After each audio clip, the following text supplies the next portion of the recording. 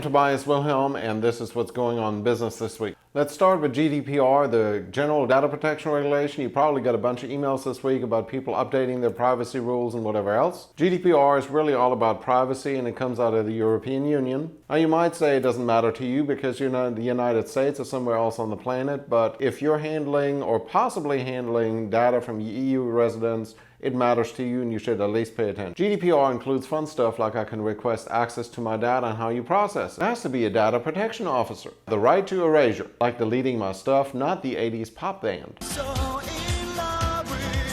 Data protection has to be by design and by default, meaning you can't automatically check the little box that says you can sell my stuff. Your customers have to be notified of a data breach within 72 hours. And just to give you a little incentive, fines up to 10 million euros.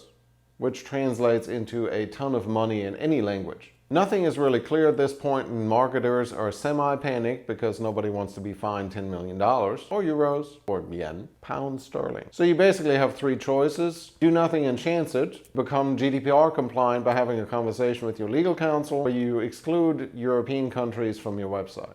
Now just a reminder, I'm not a lawyer, I just like to argue. I could probably play one on TV. Good looking enough. I went to city court once and they're like, "Are you an attorney?" And I'm like, "No, I'm just well dressed." Key takeaways on this is you want to be aware of what's going on globally. We're getting to a point where laws in other countries actually can affect your business right here where you are. All right, moving on. Google Duplex is still a big conversation. If you haven't heard, Google Duplex was introduced at Google I/O here a couple of weeks ago. The AI made some phone calls that are better than many people I've seen in person. I've heard some people say that this means the AI actually passed the Turing test. In my opinion, that's not true, because the Turing test would be they call you for an appointment and you suddenly switch the conversation, talk about pizza. I wonder if there's a reverse Turing test, because I know some people that barely passes intelligent life. Now, Duplex is pretty cool, and of course I would expect Alexa and Siri to be upgraded pretty soon. This means before long we can have a conversation with our home, our phone, with our cars, and hopefully the AI can call my ex-wife. Now that's innovation, folks. Key takeaway here, voice is coming. Your business better be prepared, especially if you're in retail or service. I want to be able to sit here and say, "Alexa, order a pizza." "Hey Siri." Not you, Siri. Next, funnels are making a big appearance in the traditional marketing channels. If you've never seen a marketing funnel, it's really cool. You basically put people in at the top and leads fall out at the bottom. It's not quite that way, but it looks that way on paper.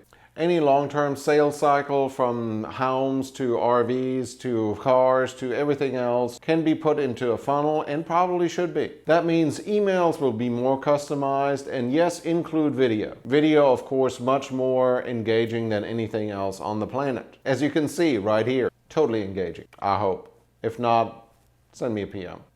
Key takeaway, you need to check out funnels, whether you're in service, retail, hospitality. There's a funnel for you and you should really check it out. Next, according to a study, 43% of millennials are planning to leave their job in the next 2 years. Since millennials are already almost half the workforce, that means a expected 20% turnover rate all over the country. Reasons cited for leaving are lack of diversity, lack of inclusion, and employers that are not comfortable with flexible work environments. Given the huge cost of turnover and training new employees, the key takeaway here, don't only spend time on recruiting, also spend time and money thinking about retention. Make sure that the people you lose in a turnover are not your A players. B players don't matter. C players, take them. Speaking of millennials, my friend Arika Pierce just sent me her new book, The Millennials Playbook to Adulting. It allows millennials to learn some of the stuff that they're really not good at. Things to say no to at work. Leggings, flip-flops, clothing with words or a message, ripped jeans, visible bra straps, mini skirts. Anything you'd wear to a yoga class, the gym, the beach, or the club. I love Arika. I met her a couple of months ago, and she has a millennial consulting firm in DC. She's an attorney and a speaker, and I look forward to seeing more out of her very soon.